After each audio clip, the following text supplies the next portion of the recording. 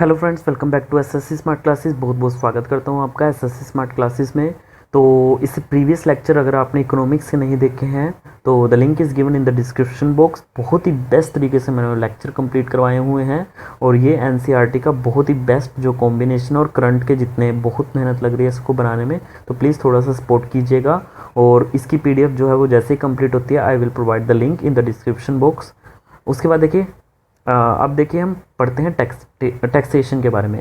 देखिए अगर मैं आपसे क्वेश्चन पूछूं कि सरकार जो है, गवर्नमेंट जो है वो अपनी कंट्री को रन करने के लिए, ठीक है, गवर्नमेंट का जो बजट है वो कहाँ से आता है, कहाँ से गवर्नमेंट जो है वो पैसा कमाती है, ठीक है। तो आप में से मैक्सिमम लोगों का आंसर होगा टैक्स, ठीक है। बिल्कुल सही है कि टैक्स से गवर्नमेंट जो है वो अपना रेवेन्यू कमाती है। लेकिन क्या ये एक सिंगल सोर्स है कि टैक्स से गवर्नमेंट रेवेन्यू कमा रही है?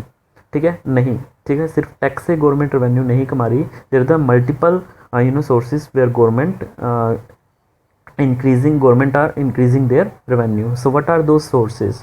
ठीक है, so those sources are, देखिए गवर्नमेंट अगर डिसइन्वेस्टमेंट करे, ठीक है, अभी मैंने कितनी चीज़ों आपको बताई जिसमें गवर्नमेंट ने डिसइन्वेस्टमेंट किया हुआ है, ठीक है, या फिर गवर्नमेंट इन्वेस्टमेंट करे, ठीक है, दोनों तरीक़ों से गवर्नमेंट क्या कर रही है, एक तरीके से कमा रही है, ठीक है। एक ये तरीका हो गया, कोई भी गवर्नमेंट कंपनीज़ हैं, ठीक है, जैसे बीपीसीएल हो गया, ठीक है, इनसे कंपनी का रेवेन्यू आ रहा है, ठीक है। और कौन कौन सी चीज़ें जिससे गवर्नमेंट जो है वो अपना कमा रही है पैसा, ठीक है। एक होती है आपकी रेलवे, ट्रांसपोर्टेशन से गवर्नमेंट जो है वो पैसा कमा रही है, ठीक है। रेलवे हो गया आपका, मेट्रोज़ हो गया, ठीक है, मेट्रो से पैसा कमा रही है। ट्रांसपोर्टेशन के जितने सोर्सेज हैं वहाँ से गवर्नमेंट पैसा कमा रही है, ठीक है। जैसे बस हो गया, बस से फेयर आ रहा है, ठीक है, ये सारी चीज़ों से गवर्नमेंट, एयर से हो गया, ठीक है, एयरलाइन इंडस्ट्री, ठीक है, वहाँ से गवर्नमेंट को रेवेन्यू आ रहा है, ठीक है। तो ये सारी चीज़ें होंगी जिससे गवर्नमेंट क्या कर रही है, अपना रेवेन्यू बढ़ा रही है। So not a single source, the multiple sources where government are increasing its revenue. So अभी हम आज के टॉपिक में पढ़ेंगे टैक्सेशन के बारे में, ठीक है। सो टैक्स रेवेन्यू क्या होता है? Tax is a compulsory payment by the citizen to the government to meet the public expenditure, ठीक है। तो बेसिकली गवर्नमेंट जो है एक तरीके से देखा जाता है कि इस पब्लिक के हित के लिए ही कार्य करते हैं, ठीक है। और जो प्राइवेटाइजेशन है, प्राइवेट कंपनीज़ हैं, वो अपने प्रॉफिट के लिए काम करती हैं, ठीक है। तो इन दोनों की अगर मैं अवधारणाएं कहूँ, इन दोनों में अगर मतभेद होते हैं वो इस बेसिस पर होते हैं कि जो प्राइवेट कंपनी है वो एक तरीके से मतलब जब मार्केट में बहुत ज़्यादा कंपटीशन होगा तो वो कस्टमर को बेटर से बेटर सर्विस प्रोवाइड करने के लिए एक दूसरे से लड़ेंगी, कम्पीट करेंगी, ठीक है। On other hand government companies के बारे में ये सोचा जाता है कि वो कभी प्रॉफिट में ही नहीं जाती, क्योंकि उनके जो एम्प्लॉयज़ होते हैं लेज़ी होते हैं और इतना एक्टिवली वो काम नहीं कर पाते, एफिशिएंट हमें आउटपुट नहीं मिल पाती, ठीक है। इस वजह से ये दोनों के बीच में आपस में एक तरीके से कॉन्फ्लिक्शन होती है। तो हम पढ़ेंगे आज के टॉपिक में टैक्स रेवेन्यू। तो वही है to meet the public expenditure, ठीक है। ये टैक्स एक कंपलसरी पेमेंट है।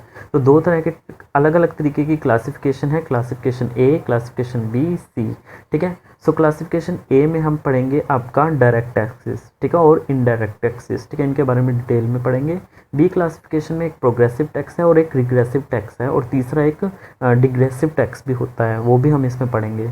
और जो हमारी थर्ड टाइप की है वो है एड वैलोरम और टैक्स और एक स्पेसिफिक टैक्स, ठीक है।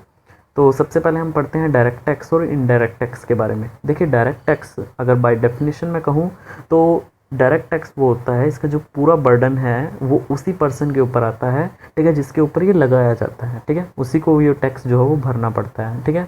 इसका सबसे अच्छा एग्जाम्पल मैं कहूँ इनकम टैक्स, मतलब he can not shift his burden to somebody else. ये अब जब आगे हम इनडायरेक्ट टैक्स पढ़ेंगे तो ये आपको और ज़्यादा क्लियर होगा। तो whose burden falls on the same person whom it is levied, that is called direct tax. Indirect tax की मैं बात करूँ जिसका बर्डन किसी और पर आप डालते हो लेकिन लगाया किसी और पे जाता है, ठीक है। फॉर एग्जांपल आपका एक्साइज ड्यूटी हो गया, कस्टम ड्यूटी हो गया। एग्जांपल के तौर पे समझेंगे, ए जो है और बी है, ठीक है, दो बंदे हैं, ए पर ये टैक्स लगेगा, ठीक है, और इसको भरेगा कौन? इसको भरेगा बी, ठीक है। जैसे आपका एक्साइज ड्यूटी हो गया, कस्टम ड्यूटी हो गया, सेल्स ड्यूटी, सेल टैक्स हो गया, और ये भरता कौन है? अल्टीमेटली लास्ट में कस्टमर भरता है, ठीक है। कस्टमर के ऊपर ये बिल फाड़ देते हैं। तो इसके एग्जांपल देखिए बहुत इंपॉर्टेंट है। देखिए आपका जो डायरेक्ट टैक्स है, इनकम टैक्स हो गया, कॉर्पोरेट टैक्स हो गया, wealth tax, gift tax, land revenue tax, professional tax and entertainment tax, ठीक है। ये ऐसे टैक्स हैं जो कि सीधा उसी पर लगाए जाते हैं, ठीक है, और उसी को भरना पड़ता है, जिस पर लगाए जाते हैं वही इसको भुगतान करेगा। इसके अलावा ये जो दूसरे टैक्स हैं, excise duty, custom duty, sales tax, service tax, VAT और पैसेंजर टैक्स, ये ऐसे टैक्स हैं जो कि इनडायरेक्ट टैक्स हैं, लगाए किसी पे जाते हैं और भुगतान कोई और करता है। आगे जब हम इनको ब्रॉडली पढ़ेंगे, ब्रॉडली क्लासिफिकेशन करेंगे, तब इनको और ज़्यादा हम समझ पाएंगे इस डेफिनेशन को। जीएसटी की अगर मैं बात कहूँ तो जीएसटी एक इनडायरेक्ट टैक्स ही है, जिस पर लगाया जाता है, वो उसको नहीं पे करता, कोई दूसरा बंदा इसको पे करता है।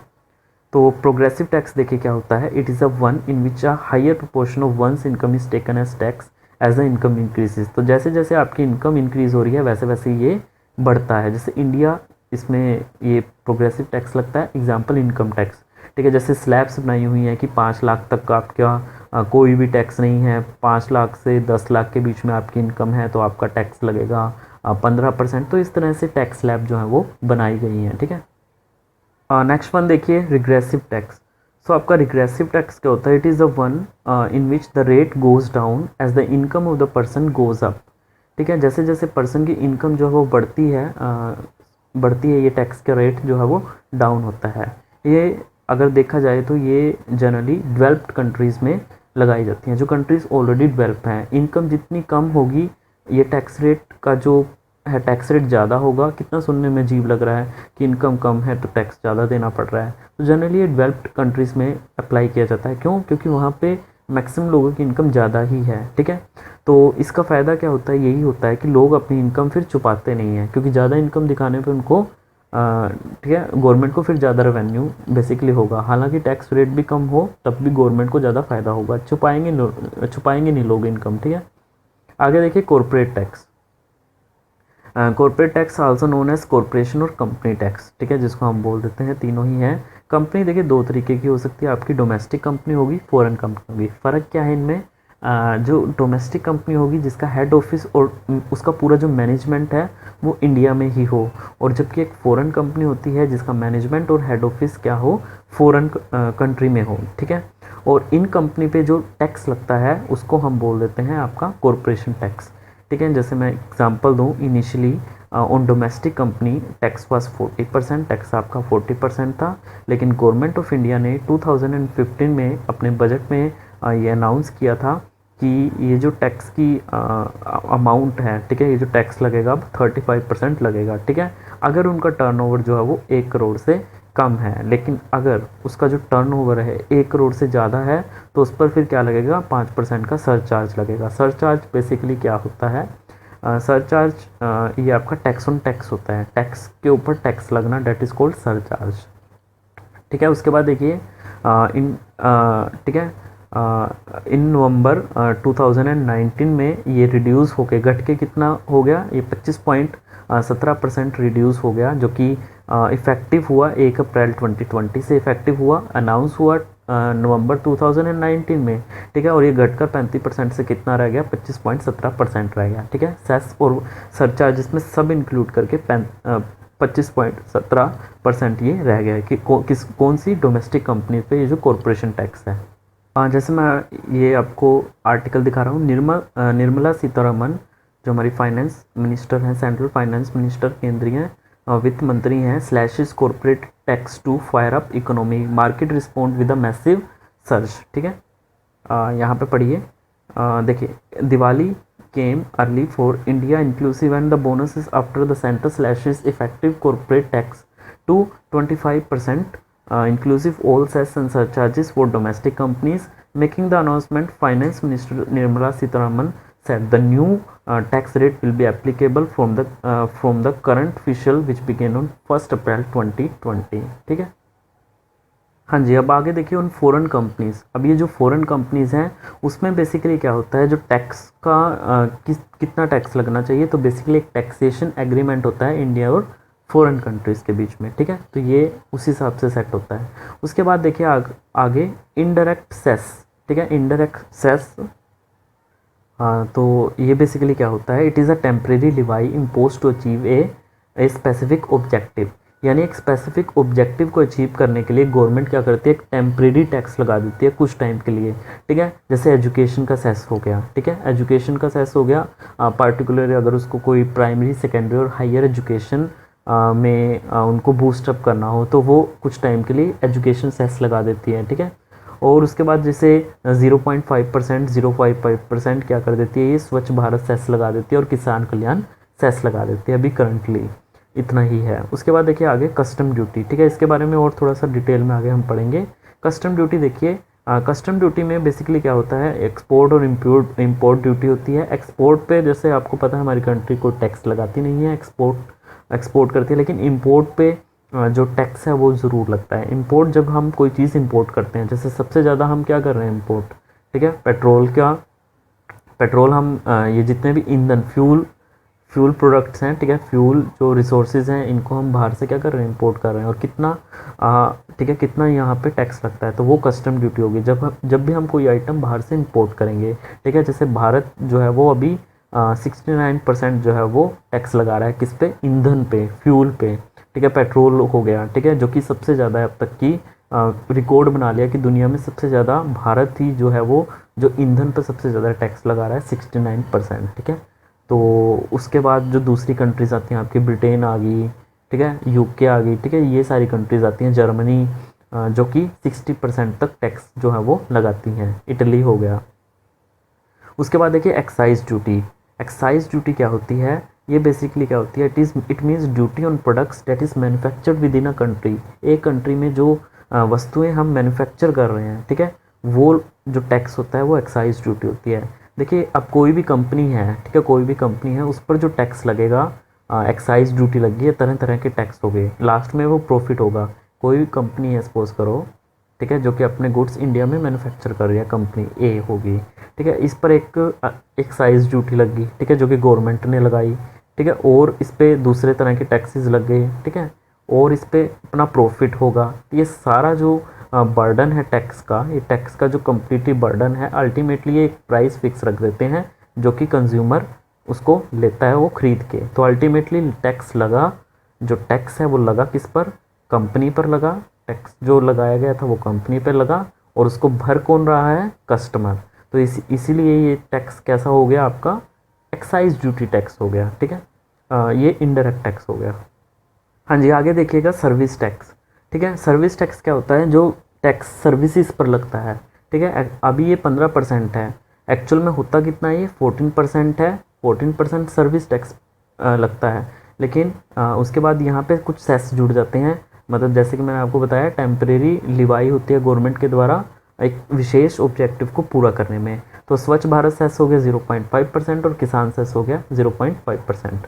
तो ये जो टैक्स हैं फाइनेंस एक्ट 1994 के तहत इम्प्लीमेंट किया गया था, ये जो सर्विस टैक्स है, और इस टैक्स को फिर एबॉलिश कर दिया गया since the roll out of GST. जब जीएसटी आया था 1 जुलाई 2017 से, तब ये टैक्स एक तरीके से एबॉलिश कर दिया गया था। तो अभी लेकिन सर्विस टैक्स तो है, लेकिन अभी सर्विस चार्ज जो है वो इम्प्लीमेंट है, ठीक है। इन दोनों में फ़र्क हम जानेंगे।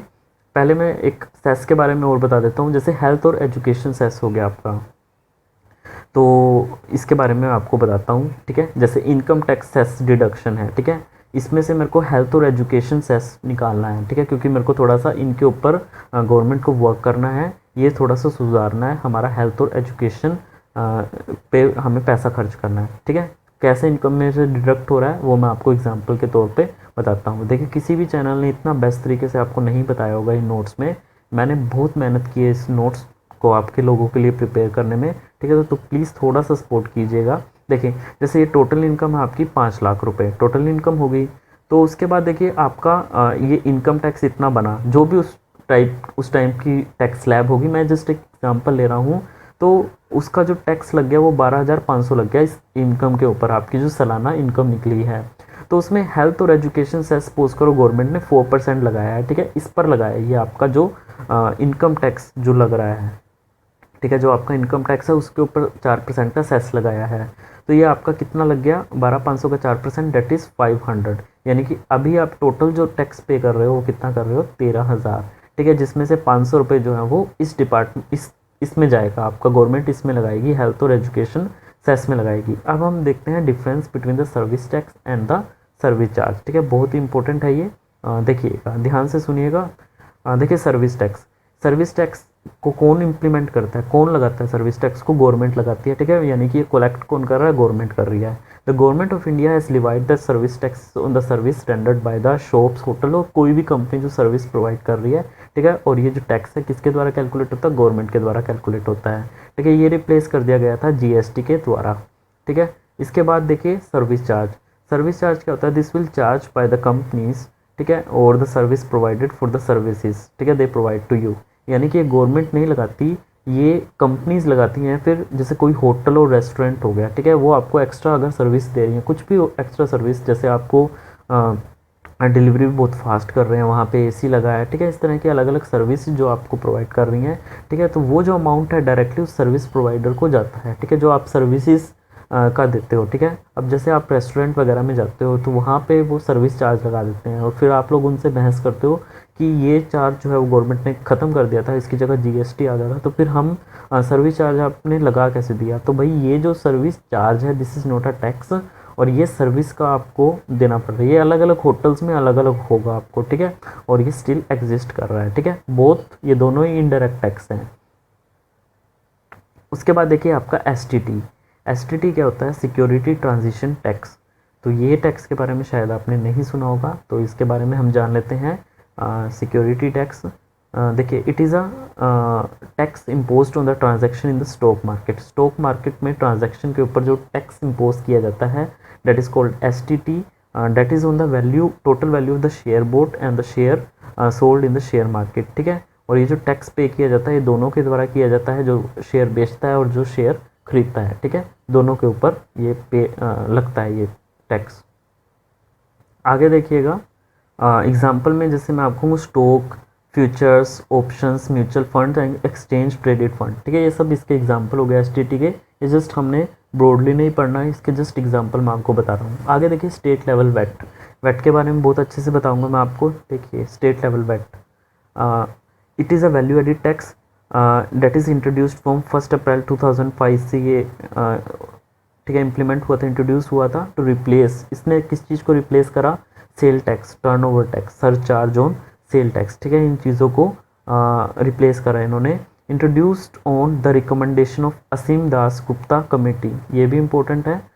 It is a form of indirect tax that is levied on the goods and services, ठीक है, तो ये इनडायरेक्ट टैक्स है, लगता किसी पे है और भरता कोई और है, ठीक है, क्योंकि वस्तु व सेवा उत्पादन में हर पड़ाव में मूल्यों की वृद्धि होती रहती है, ठीक है। कोई भी हम गुड या सर्विस देते हैं तो वो उसके प्राइसेस कभी फिक्स नहीं रहती, उसकी जो सर्विसेज हैं उसकी जो ठीक है, मतलब उसमें चेंजेस होते रहते हैं, तो उसके अकॉर्डिंग उसके प्राइसिंग भी चेंज होते रहते हैं। तो इसलिए वस्तु के उत्पाद से लेकर के उसकी बिक्री तक हर पड़ाव में आपका वैल्यू एडिड टैक्स लगता है। वैल्यू एडिड टैक्स नाम से पता चल रहा है, that is value is added, the value is added to your product, ठीक है, ताकि आपको बेटर प्रोडक्ट मिले। तो उसमें हर पड़ाव में, हर फेजेस में आपका एक वैट लगता है। मेजर और इम्पोर्टेंट रोल इन जीडीपी, इसका जीडीपी में बहुत ही ज़्यादा मेजर रोल रहता है। Although VAT is given by the producer but in reality it is collected through customers, ठीक है, लगता प्रोड्यूसर पे है लेकिन कलेक्ट कौन कर रहा है? कलेक्ट किससे कर रहे हैं? ये कस्टमर के थ्रू ये कलेक्ट कर रहे हैं at the time of buying, जब कस्टमर कोई चीज़ खरीदता है। तो वेट कैलकुलेशन का एक मैं बेस्ट एग्जांपल आपको देता हूँ, ध्यान से देखिएगा। जैसे कि मोहन है, उसने एक होटल खोला, ठीक है, तो उसने कुछ रॉ मटेरियल हैं। होटल में क्या होता है, फूड वगैरह जो है लोग आप सर्व करते हो, ठीक है, कस्टमर आता है वो खाना वगैरह ऑर्डर करता है, ठीक है, तो उसके लिए रॉ मटेरियल क्या हो गया? रॉ मटेरियल हो गया आपका फ्रूट, वेजिटेबल्स, स्पाइसेस, यूटेंसिल्स, ठीक है, नाइफ वगैरह जो भी यूज़ होते हैं फूड बनाने के लिए, ठीक है, बर्तन वगैरह, ठीक है, तो वो सब इसने 50,000 रुपये में ख़रीद लिए। तो इस पर उसने ना क्या कर दिया, इस पर ना गवर्नमेंट ने 10% टैक्स लगाया, तो 5,000 रुपये बन गया 50,000 का। तो उसके बाद जो रॉ मटेरियल से उसने फूड प्रिपेयर किया उसे बेचकर उसने 1 लाख रुपए कमाए, ठीक है, उस पर भी 10% का टैक्स लग गया, ठीक है, लगाया है, तो जो कि 10,000 रुपये था। तो अभी जो नेट वो वेट की अमाउंट पे करेगा वो कितनी करेगा? 10,000 में से 5,000 रुपये माइनस करके, ठीक है, और वेट की अमाउंट क्या करेगा? पे करेगा। यानी कि उस पर 5,000 रुपये का टैक्स जो है वो अभी नेट वेट अमाउंट जो उसने भरी वो 5,000 रुपये है। बाकी सारा का सारा किस पे आया, कंज्यूमर्स के ऊपर आया। आगे देखिए sale tax, central sale tax, it is a tax collected by the selling state from the buying state. ठीक है, सेलिंग स्टेट से जो था वो बाइंग स्टेट से ये टैक्स कलेक्ट करता है। Thus it is an inter state tax, इसको हम इंटर स्टेट टैक्स भी बोलते हैं। It is एबोलिश्ड after the introduction of GST, GST के बाद ये ख़त्म हो गया था। आगे जब जीएसटी अच्छे से पढ़ेंगे तब ये हम चीज़ें डिस्कस कर लेंगे। जैसे एग्जांपल के तौर पे दिल्ली है, पंजाब है। दिल्ली एक सेलिंग स्टेट है और पंजाब क्या है, बाइंग स्टेट है। ठीक है, तो ये जो बाइंग स्टेट है ये बेसिकली टैक्स देगा किसको, दिल्ली को। जो खरीद रहा है बाइंग स्टेट है वो टैक्स देगा।